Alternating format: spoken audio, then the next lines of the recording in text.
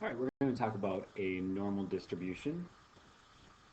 So we'll start off with something that we should be familiar with from last chapter. This problem is basically comes from last chapter. So suppose I receive a shipment of 1,000 light bulbs and normally 5% of the bulbs are broken. What is the probability that there will be anywhere from 43 to 57 light bulbs broken? So let's take a look at some of the information that we can acquire from this. So we know that the mean of a binomial distribution is n times p. So if we multiply this out, 1,000 times the probability, which is 0.05, that comes out to 50. We can expect 50 light bulbs broken in this shipment. So now, what is the probability that there will be anywhere from 43 to 57 light bulbs broken? Well, let's take a look at how this kind of lays out. So we know that the mean is 50, and we also know that the standard deviation is going to be the square root of NPQ. So when you calculate that out, I believe it comes out, if I remember correctly, it comes out to like 6.9, but I'm just going to round that off. I'm going to round that off to 7. So we're going to say that the standard deviation is equal to 7. Now, if we think back, we remember that, you know what? If the mean is 50, the standard deviation is 7, well, let's think of our common intervals. From the mean, if I go one standard deviation out, one standard deviation in each direction from the mean, if you think back to what we learned about standard deviation, then we know that that is going to be 68% of our data. If we go two standard deviations from the mean, that is 95% of our data. And if we go 3 standard deviations from the mean, that's going to be 99% of our data. All right? So take a look at this breakdown. All right, and here I use the actual values. Instead of rounding it off to 7, I use the actual value, which was 6.89. So from the mean, if I go in each direction one standard deviation outward, I just told you, this right here should constitute 68% of my data. So if I went out and collected 100 pieces of data, if I had collected 100 pieces of data, then in this interval from 43.11 to 56.89, 68 pieces of my data should be within that interval. Now this is all provided it's normally distributed, okay?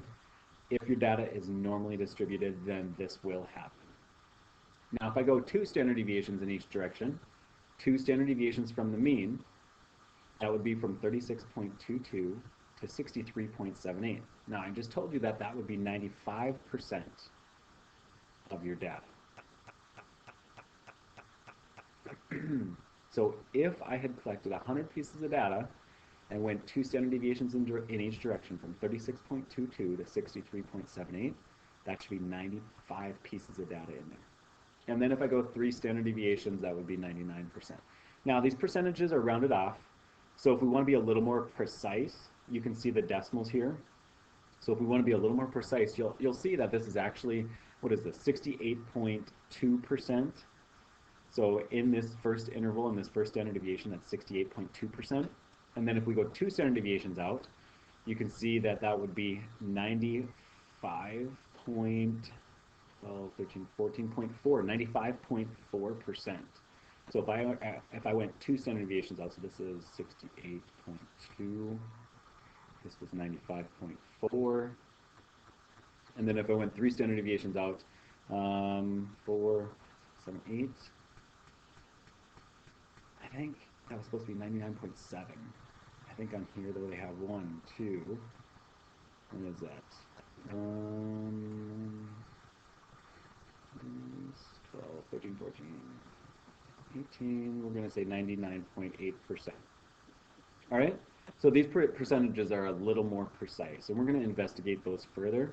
But this is just a real quick introduction to you about what is the normal distribution, and it kind of shows you the percentages, and it shows you that, you know what? If I had collected 200 pieces of data, I can figure out how many of those pieces of data should fall within this interval. All right, that's what it kind of helps us to figure out here. So let's take a look at another one. This here is a binomial distribution from last chapter. and then over here on the right side, it's graphed out. Well, if you take a look, oops, if you take a look at the data, you'll see that when it's graphed out, it makes a nice normal distribution, doesn't it? Makes a real nice normal distribution. So you know what? If I was to graph this out, okay, the mean is going to be in the middle. The mean is always in the middle of your normal distribution. And if I went one standard deviation in each direction, that should be 68% of your data. If I go two standard deviations in each direction, that should be 95% of your data. And then if I go three standard deviations in each direction, that should be 99% of your data. So here, this is just another example of a normal distribution and how it breaks apart or breaks down. Now this is discrete data, but for this chapter, for this first part of this chapter, we're going to focus on continuous data. So we're going to focus on continual data. As you can see, a normal distribution, it's all connected. So obviously it's continuous data, but when you have breaks in your data, like these breaks right here, then we're talking about discrete data. And when we calculate that kind of stuff, that's going to be completely different. Now the reason I put this chart here is so that you can see, you know what, we can calculate this out, and we can add it up by hand. But we're going to use a normal distribution to break this apart to show us our percentages. Now here's another example of natural occurring data. This is the number of cases of the flu from this was 2000, I think I got this in 2007 or 2008. I don't quite remember. But when you analyze your data, look how nice this is. It makes a real nice normal distribution. And it only makes sense because as you get closer to winter, the cases of the flu increases. So you're out here in the summer months where there's no flu, right? And then all of a sudden you start having a couple cases and a couple people get the flu and a couple more and a couple more, and pretty soon you're in the middle of winter and you have lots of people with the flu. And then it's springtime now and it starts to die back. And you end up with this natural occurring data, which results in a normal distribution. And you'll find out that a lot of times in nature, when you collect data, a lot of times you're going to end up with normally occurring data with a normal distribution or bell-shaped curve. So again, we can break this apart. We'll get our mean. So here's our mean. And then we can break it apart and we can do our standard deviations. And we can get our 68, 95, 99, and so forth. But this is just another example of a normal distribution that I wanted to introduce to you.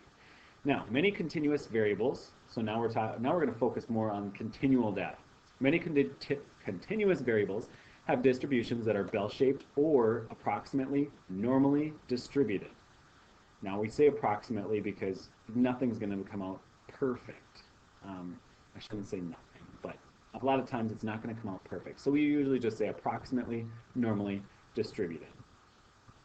The theoretical curve called the bell curve, we're going to use this bell curve quite a bit, or the Gaussian distribution, can be used to study many variables that are not normally distributed but are approximately. So they are approximately normally distributed. Now this is the equation for calculating that normal distribution. We're not going to worry about trying to memorize this equation. This equation deals with E, and it deals with since it's over time, that's why it deals with E, but we're not going to worry about memorizing this formula. It's just to show you where it comes from. Now here's an explanation of several different normal distributions. So if you take a look at these nice bell curves, you'll see that the mean is in the middle. Take a look at this first one up here. The mean's in the middle, and you'll see that one is flatter than the other, and the blue one is also a little wider than the brown one. Now, the reason for that, if you think about the reason for that, so in one, the data is more spread out versus the other. Now, when we talk about data being spread out, we are talking about standard deviation. Okay? So standard deviation, anytime your standard deviation increases, that means the data becomes more spread out. That means the flatter the curve will be. So as your standard deviation increases, the flatter the curve becomes. All right? So in this one, you can see that the standard deviation of the blue curve is larger than the standard deviation of the brown curve. And then down here on the bottom, so down here, you can see that the brown curve is to the right of the blue curve. Well, if you think of this whole thing as a number line, what that means is the mean of the first curve is less than the mean of the second curve. So that one's dealing with the mean, because you have to think of it as a number line. That's why the blue curve is on the left, the brown curve is on the right, because the mean is less than the second mean. And then our last example down here, again, mean is to the left of the other one, which means that mu1 is less than mu2. And here, both of the bell curves look identical. So since they look identical, that means that their standard deviations must be equal to each other. All right, again, here's your breakdown, and here's our percentages. We have 60, that should be 68.2%. We're going to round it off to 68, that is fine. And this 95, we'll round that off to 95. And again, this 99.7, we're going to round that off to 99%. So we're going to work with the standard percentages, 68, 95, 99. And again, all this tells you is that this is the percentage. This is how much data should lie in each one of these intervals.